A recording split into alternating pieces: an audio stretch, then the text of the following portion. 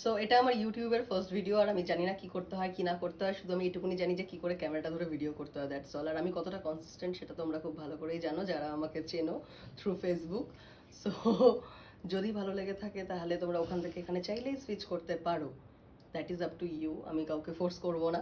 তো আমি এখন ইউজ করছি vitamin B5 moisturiser from minimalist, যেটা আমি আগেও গরমে ইউজ করতাম, আবারও আমি সেটাকে ইউজ করা শুরু করেছি বিকজ শীতকাল টাটা বাই বাই করে দিয়েছে আমাদেরকে। সো গরমে মেকআপ করার ব্যাপারে না আমি একদম ভন্ড, তার কারণ আমি গরমে ইউজ করি একটা সানস্ক্রিন, ঠিক আছে, ডট অ্যান্ড কেয়ার সানস্ক্রিন, এটার শেড নাম্বার স্যান্ড, একটা টিন্টেড সানস্ক্রিন। এই সানস্ক্রিনটা ইউজ করে আমি বাইরে বেরিয়ে যাই, আর কিচ্ছু করি না। বাট আজকে একটু করব, সেটা হচ্ছে এটার পর একটা আই মেকআপ, দ্যাটস অল। তো এই টিন্টেড সানস্ক্রিনটা এভাবে অ্যাপ্লাই করার পর আমি জাস্ট ক্রিমের মতো করেই এটাকে মুখে লাগাই, কোনো ব্রাশ ইউজ করি না, কোনো ব্লেন্ডার ইউজ করি না, নাথিং, জাস্ট এটাকে আমি এভাবে ব্লেন্ড করতে থাকি। পাতি ক্রিম যেভাবে ব্লেন্ড করে এটাকে সেভাবেই ব্লেন্ড করতে থাকবে, দেখবো একটা স্মুথ একটা ইভেন ফিনিশ দিয়ে দেয়। আমি এটা বাদ দিয়ে আর কিচ্ছু ইউজ করি না ফেসে গরমকালে, বিকজ এটা কোনো হোয়াইট কাস্টও ফেলে না, এটা গলেও পড়ে যায় না, সো খুব সুন্দরভাবে ফেসে সেট হয়ে যায়। তো যদি তোমাদের মনে হয় যে তোমরা গরমকালে ফাউন্ডেশনটাকে স্কিপ করে কোনো একটা টিন্টেড সানস্ক্রিনে সুইচ করবে, তো you can easily go for that because it is so good, so good. সত্যি কথা বলছি, আমি না খেয়ে খেয়ে মোষের মতো হয়েছি। তো আমি জেনারেলি এটার উপর আর কোনো পাউডার ইউজ করি না, মানে কোনো পাউডার দিয়ে এটাকে সেট করি না, কিচ্ছু করি না, বাট আমি জাস্ট একটু কন্ট্রোলটা করে নিই। আমি ইউজ করছি আজকে রিমেলের সানডাউন শেডটা। এই যে এই যে এই যে এই যে এই ব্যাপারটাকে ঢাকার জন্য। তো এরকম ভাবে আমি আগে আমার জ লাইনটাকে ভালো করে ডিফাইন করে নিই, যাতে লোকে দেখে ভাবে উ মা, উ মা। তো এরপর আমি জাস্ট এটাকে একটুখানি স্লাইটলি কাট করে নেব, আর ব্রাশে যেটুকুনি লেগেছিল আমি সেটাকে দিয়ে নোজটাকেও কন্ট্রোল করে নেব।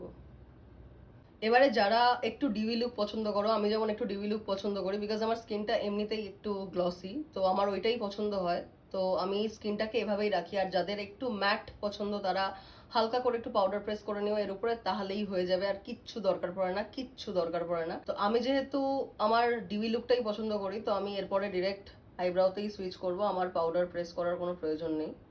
তো আমি আইব্রাউটা করে নিচ্ছি ফেসেস কানাডার ইবনি শেডটা দিয়ে। বহুদিন ধরে আইব্রাও না করে করে আমার আইব্রাওটা কেমন একটা শিনচ্যানের মতো দেখতে হয়ে যাচ্ছে। যাই হোক, I am liking this.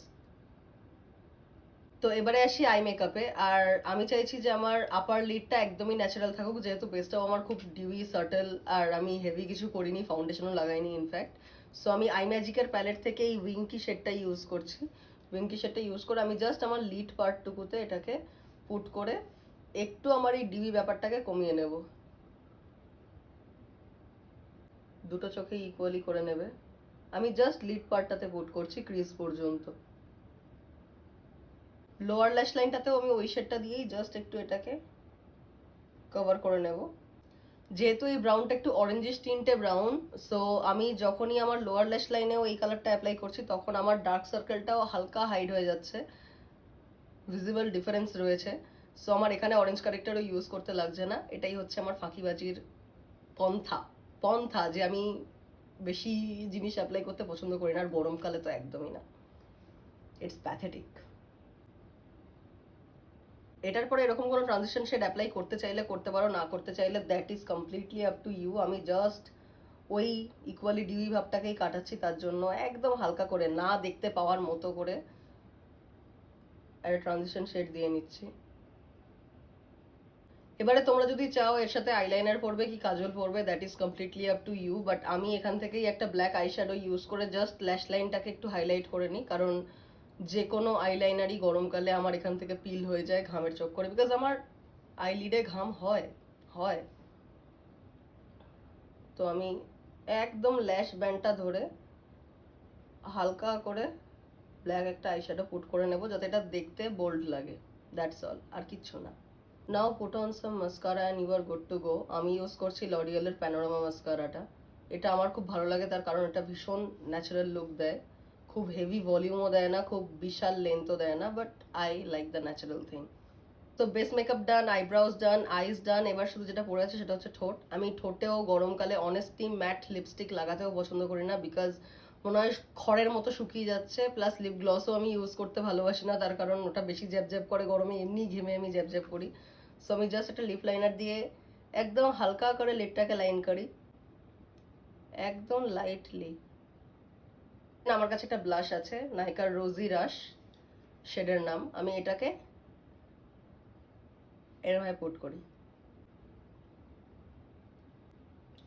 Bus I am good to গো। যারা ব্লাশি চিক্স পছন্দ করো তারা একটু হালকা করে এখানেও অ্যাপ্লাই করে নিতে পারো, দিয়ে হাত দিয়ে ব্লেন্ড করে নিতে পারবে, যেহেতু তোমার বেসে কোনো মেকআপ নেই, সানস্ক্রিন রয়েছে। সো চাইলে এরকম একটা সানগ্লো লুক তুমি ক্রিয়েট করতেই পারো।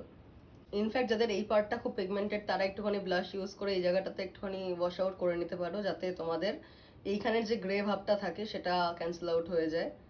So yeah, I am not that much blushy girl, I am more a contoured girl. So আমি কন্ট্রোর প্রেফার করি ব্লাশের তুলনায়। তো আমি জেনারেলি ব্লাশ স্কিপই করি, আর আমার ব্লাশ বছরের পর বছর এরকম থেকে যায় আনটিল অ্যান্ড আনলেস আমি ক্লায়েন্টের উপর অ্যাপ্লাই করছি, তা বাদ দিয়ে আমার ব্লাশ থেকে যায়।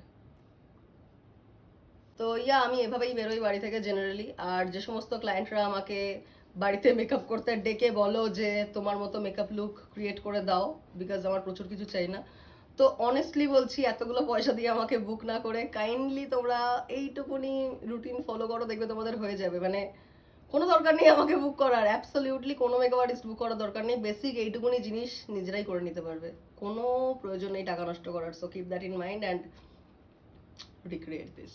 So hope this helps you.